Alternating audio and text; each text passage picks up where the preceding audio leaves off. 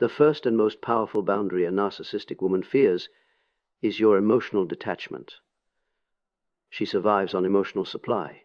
Your reactions, your anger, your confusion, even your attempts to explain yourself.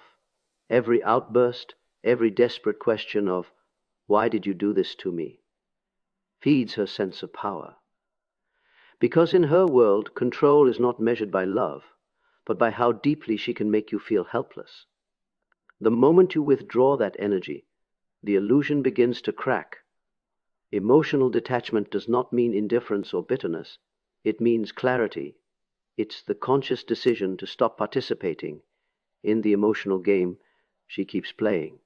When you no longer respond to manipulation, she feels her grip slipping, not because you hate her, but because you've chosen to understand her.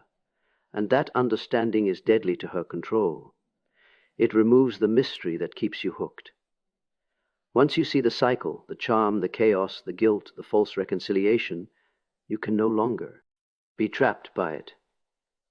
You begin to realize that peace is more valuable than winning an argument, and silence more powerful than any explanation. This boundary shifts the entire dynamic. You are no longer a participant in her drama, but an observer of it. You stop trying to change her and start mastering yourself. That's when she panics, because your detachment mirrors her own emptiness back to her. In that calm space where you no longer react or chase validation, you reclaim the part of yourself she tried to consume, your inner stability. The most terrifying thing for a narcissist is not your anger or your revenge. It's your peace. Because peace is the one thing she can neither control nor destroy. Self-respect is the second boundary that a narcissistic woman cannot tolerate. The moment you begin to value yourself, not as a reaction to her behavior, but as a reflection of your own inner worth, her entire strategy starts to collapse. Narcissists depend on erosion. They wear down your confidence, piece by piece, convincing you that your needs are selfish, your feelings are irrational, and your boundaries are unreasonable. But when you begin to rebuild your sense of worth, when you stop apologizing for existing, she senses that her influence is fading. True self-respect is not loud or defiant. It's quiet, grounded, and immovable. It's the awareness that you are no longer seeking approval from someone who benefits from your doubt. You stop chasing validation because you understand that genuine love does not demand the sacrifice of your dignity. This realization terrifies her, not because she cares about losing you, but because your self-respect exposes the fragility of her power. Her control relies on your insecurity. Your healing renders her manipulation obsolete. Psychologically, this shift marks a return to wholeness. It's the moment when you remember that your worth is intrinsic. It isn't given by anyone, and therefore it cannot be taken away. You no longer are bent to avoid rejection. You stand firm, knowing that rejection from the wrong person is simply redirection toward your authentic self. When you live from that place of self-respect, you become untouchable in ways she cannot comprehend. You no longer need to prove your value because you embody it. And that quiet certainty, that calm self-assurance, is the one thing a narcissist can never imitate, manipulate, or destroy. Respect yourself enough to become the person she can no longer control.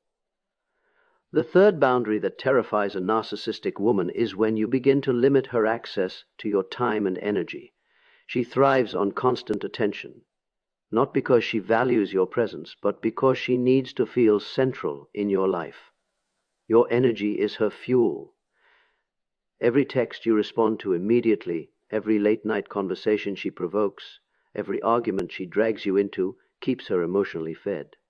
The moment you start rationing your time, you begin starving her ego, and that loss of control feels unbearable to her. Time is the purest form of power. Where you invest it reveals what you value. When you stop allowing her to interrupt your peace or demand explanations for your silence, she begins to feel irrelevant. And for someone who builds her identity around being desired, admired, or feared, irrelevance is the ultimate punishment. By reclaiming your time, you are quietly declaring, "My life no longer revolves around your chaos." That declaration cuts deeper than any confrontation ever could. From a psychological perspective, this boundary represents individuation, the process Jung described as becoming whole within yourself. You stop being an extension of her emotional needs and start existing as an independent self with structure, rhythm, and purpose. She will test that boundary relentlessly, using guilt, nostalgia, or even false vulnerability to pull you back in. But each time you say no, each time you choose solitude over drama, your inner strength grows. What she calls distance is actually your healing. What she labels as coldness is your clarity. And once you fully understand that your energy is sacred, you stop wasting it on those who drain it. Protect your time, because what you give freely today determines who controls your peace tomorrow. Silence is a language that a narcissistic woman cannot understand, and that's precisely why it terrifies her. She thrives on reaction, on emotional noise, on the chaos that keeps her at the center of your focus. Every argument, every attempt to explain yourself, every emotional outburst gives her proof that she still matters. But when you choose silence and distance, you're not just withholding words. You're withdrawing the very stage on which her drama depends. There's a profound psychological shift that happens when you no longer need to defend yourself. You stop explaining your boundaries because you realize that anyone who truly respects you wouldn't need a justification. Sile. NCE, in this sense, becomes your declaration of self-mastery. It communicates that your peace no longer negotiates with dysfunction. And to her, that quiet confidence feels like abandonment, rejection, and loss of power all at once. In Jungian terms, silence symbolizes inner integration. It's the moment when you stop externalizing conflict and begin resolving it within.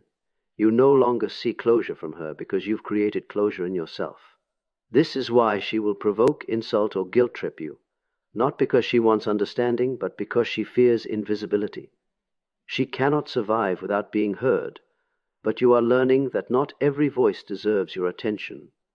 Silence is not weakness, it is wisdom.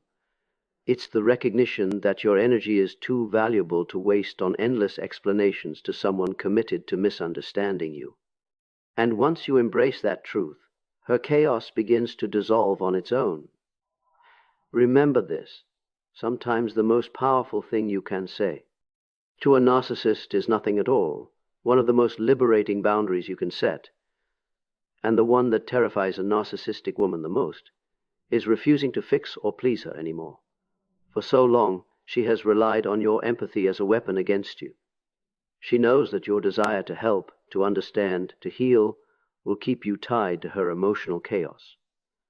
Every time she plays the victim, she's inviting you back into her control, not for love, but for power. And when you finally stop accepting that invitation, she experiences what feels like abandonment, but in truth, it's justice. Refusing to fix her does not mean becoming cold or heartless. It means finally understanding the difference between compassion and self-betrayal. It means realizing that her pain is not yours to carry, and that trying to save someone who benefits from their dysfunction only destroys you in the process. In psychological terms, this is detachment from codependency, the reclaiming of your inner center.